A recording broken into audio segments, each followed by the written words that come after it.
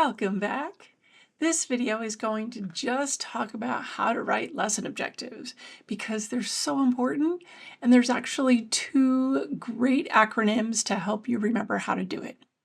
And once you get used to using this formula, you're really going to have no problem writing lesson objectives. And the reason that I say that they're so important is because they will drive the rest of your lesson, how you design it, how you assess students on whether they met your objective, they learned what you set out to have them learn. So writing a really good lesson objective is super important. You have two helpful acronyms for doing that. The first is ABCD. ABCD stands for actor, behavior, criteria, and degree. And then SMART stands for specific, measurable, achievable, relevant, and time-based. Let me give you an example of how you use these two acronyms. Always start with ABCD because that's the most relevant. SMART goals are really more specific to special education goals that you would write for an IEP, because they're time-based, but lesson plan goals aren't typically time-based. It's like by the end of the lesson for our goals when we're writing lesson plans.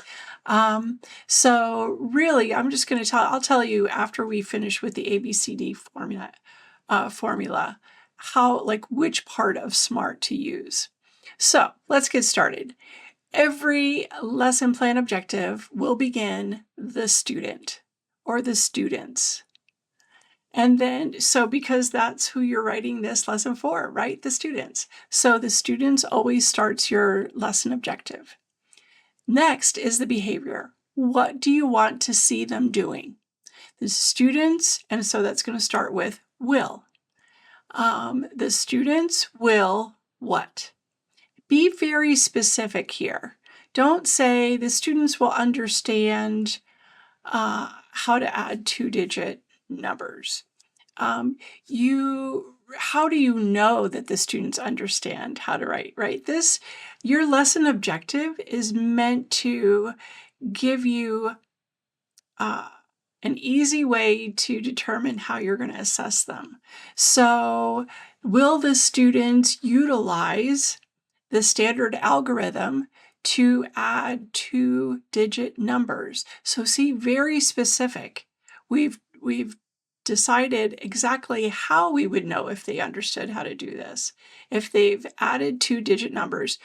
So, and then the next part of your lesson objective. So the students will add two-digit numbers.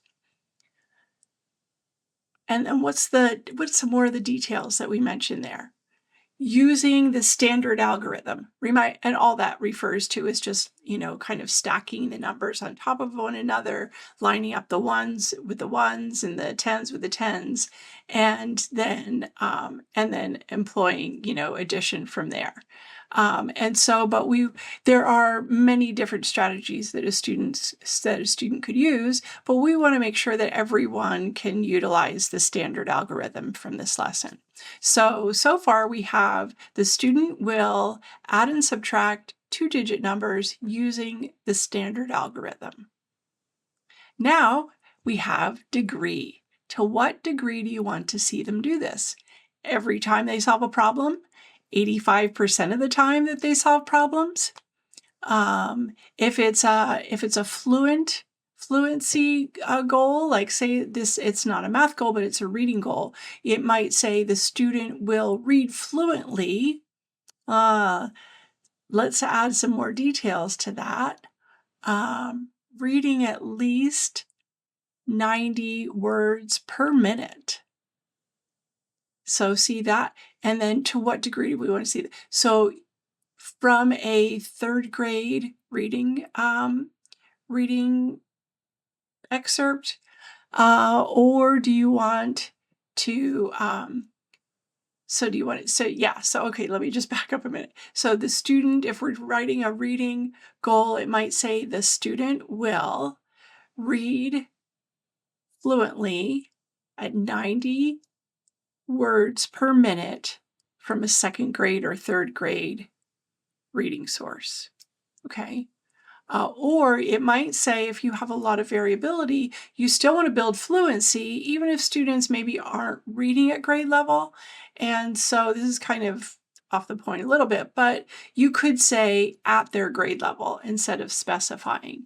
It's still specific, but it's not, it doesn't mandate that they have to do it at the third grade level. If maybe they're reading at the first or second grade level, you still want to build up their fluency, but you want to allow them to do it at the level where they're reading. So that is how you utilize the ABCD format to write a lesson objective. And you can see it's pretty simple. Just be as detailed as possible, because then, like I said before, this is going to dictate how you assess the students. So if we go back to that first lesson objective about adding and subtracting two-digit numbers using the standard algorithm, how are we going to assess that?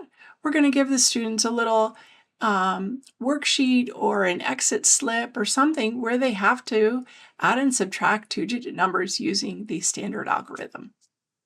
So your lesson objective is going to dictate how you assess your students.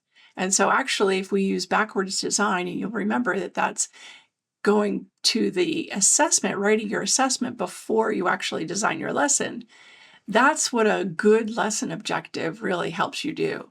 So you write your good lesson objective, then you go and design your assessment, and then you go and fill in with the rest of the lesson, which we'll talk about next. But before we go, let's just see which one of these SMART tips we want to use for these lesson plan objectives. So definitely you want to make it specific. So after you write your ABCD lesson plan objective, do you feel like it's specific enough? One thing that might tell you whether it is or isn't is it measurable? Earlier in this video, I said students will understand how to add numbers.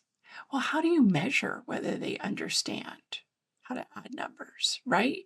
So make sure it's specific enough, you've added enough details, it's measurable, so you right from your lesson objective, you can design your assessment, and then think about it being achievable and relevant. If you're writing from a Common Core standard, then it should be achievable, right? And relevant as well. So don't worry about those as much, and definitely don't worry about the time-based aspect of the SMART acronym. So I hope that you've found that these can be really helpful. And now let's go on to designing the rest of the lesson.